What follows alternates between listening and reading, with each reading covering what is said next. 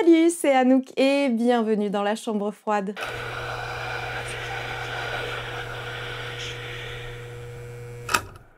Ça fait un moment qu'on n'a pas fait une vidéo face cam. Waouh. Donc, dans cette vidéo, je vais vous parler de films qui m'ont procuré un sentiment tout particulier. C'est un sentiment très frustrant, celui de se dire que le film aurait eu tout pour me plaire. C'est pas ta faute.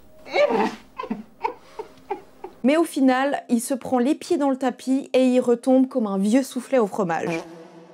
Je sais pas si vous voyez ce que je veux dire. J'espère en tout cas parce que c'est clairement le thème de la vidéo. Et puis petit rappel, c'est mon humble avis à moi, rien qu'à moi. Donc si vous n'êtes pas d'accord, dites-le moi avec respect en commentaire et surtout, mettez-moi votre liste de films qui vous ont procuré ce sentiment-là. Et on est parti pour cette liste de 6 films d'horreur qui auraient pu être bien, mais en fait, pas du tout. C'est moi ou Freddy il tire un peu la gueule.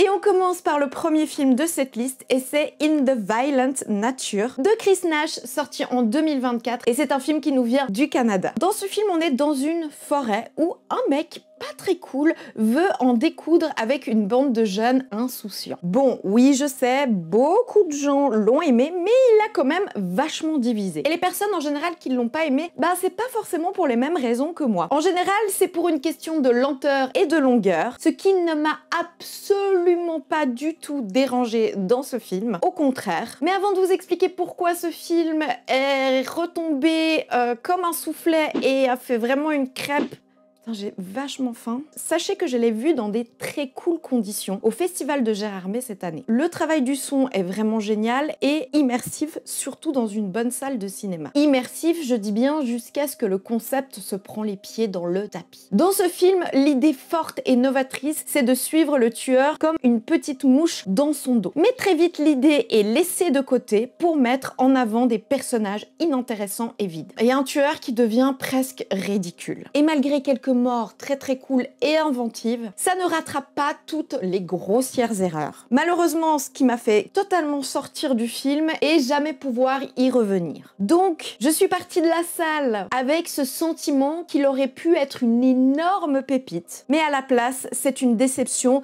qui m'a empêché d'apprécier ses qualités à sa juste valeur. Ce n'est pas le pire film que j'ai vu, bien entendu, mais je n'arrive pas à annihiler cette frustration. Le prochain film que j'ai sélectionné de cette liste très frustrante, c'est 7 psychopathes de Martin McDonagh, sorti en 2012 et c'est un film qui nous vient du Royaume-Uni. Ici, on suit Marty, un scénariste en manque d'inspiration. Son nouveau projet qui lui donne du fil à retordre, c'est le scénario sur 7 psychopathes. Mais c'est sans compter l'aide d'un de ses amis, voleur de chiens, qu'il trouvera l'inspiration à sa source. Bon, ce film, je vous explique, je l'ai vu au moins 3 fois, dont une fois très récemment, parce que je l'oublie à chaque fois et que je me dis « Oh tiens, je reverrai bien ce film, il a l'air trop cool et hyper fun ». Mais forcé de constater à chaque fois que ce film est une daube monumentale et où mon plaisir s'éteint très rapidement. Je suis peut-être dure et peut-être que vous l'aimez, mais j'arrive pas à comprendre pourquoi. Pourtant le casting est bon, l'intrigue est sympa, la réalisation n'est pas dégueu, donc bon, ça devrait au moins être un bon divertissement. Ben non, un véritable pain mouillé, lourd et sans saveur. Je m'emballe peut-être un peu, je l'avoue, mais à chaque fois j'ai l'impression de me faire avoir et d'avoir vraiment perdu mon temps. Donc si vous voulez ne pas perdre de temps, suivez mon conseil et ne le regardez pas.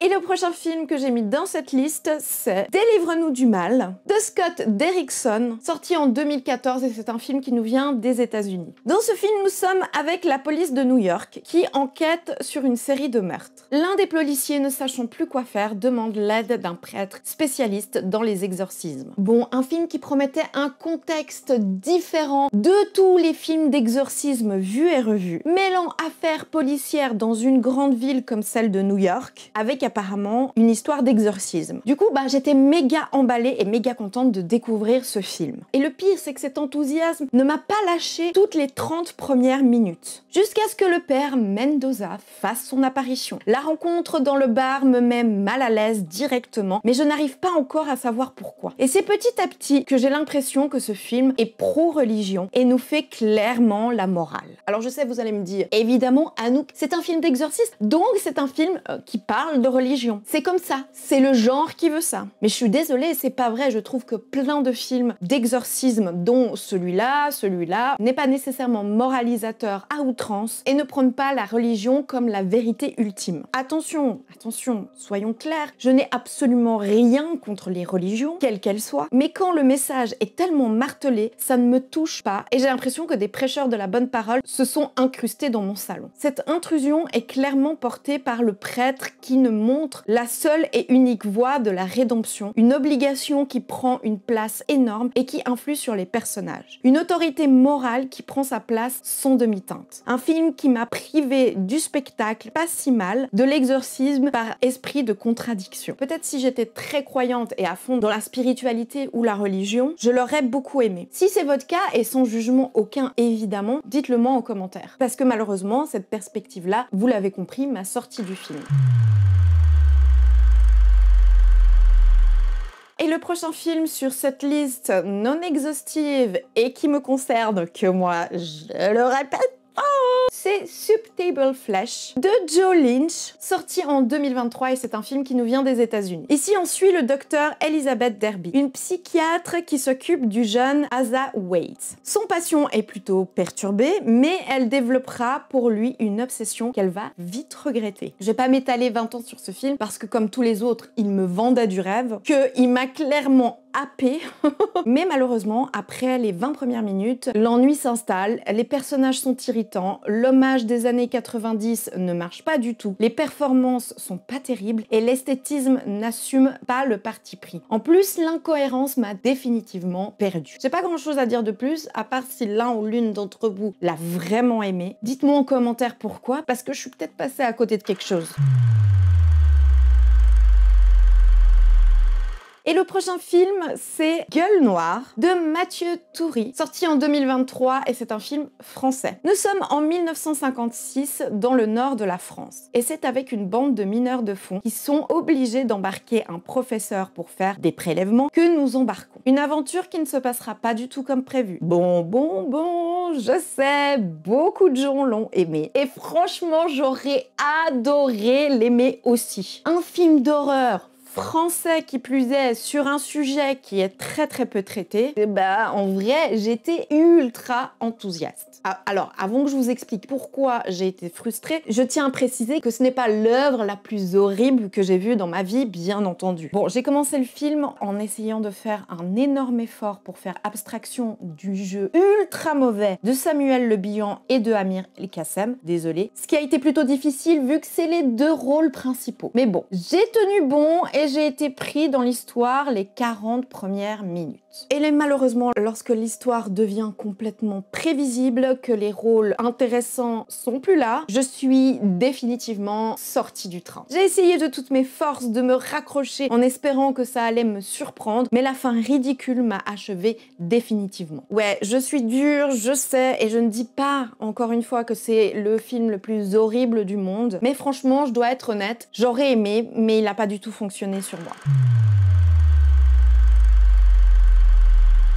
Et le dernier film de cette liste pénible, c'est Oculus de Mike Flanagan, sorti en 2013 et c'est un film qui nous vient des États-Unis. On se retrouve avec Kaylee et son frère qui veut enquêter sur la mort de sa mère tuée par son père quand ils étaient enfants. Elle retrouve un miroir qui avait appartenu à ses parents et qui, selon elle, a un lien avec cet événement tragique.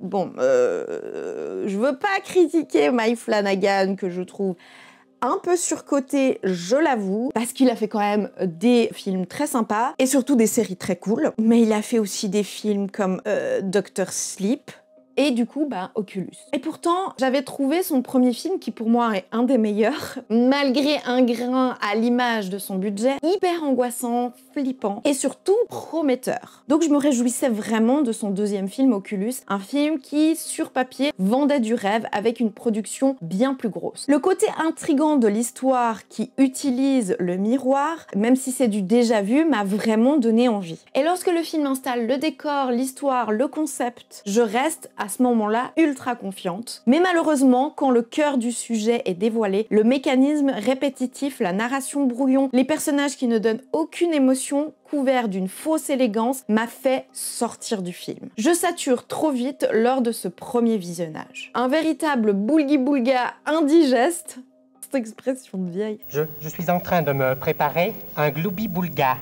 Un quoi? Et malgré tout prévisible. C'est lors de mon deuxième visionnage pour écrire cette vidéo qui m'a fait revoir légèrement à la hausse sa mise en scène et son message. Mais en tout cas pas suffisamment pour l'enlever de cette liste. Et voilà, c'est tout pour cette liste de films d'horreur qui m'ont méga frustrée et que j'aurais adoré aimer. Évidemment, ce sont des films que je déconseille, mais bien sûr, si vous les avez aimés, dites-le moi en commentaire. Et si vous avez envie de vous faire votre propre opinion, vous êtes libre, bien évidemment. Si vous voulez par contre un épisode à l'inverse, c'est-à-dire des films qui partaient très mal et en fait j'ai été surprise en très bien, dites-le moi. Autrement, j'espère que la vidéo vous a plu. Si c'est le cas, vous connaissez la chanson.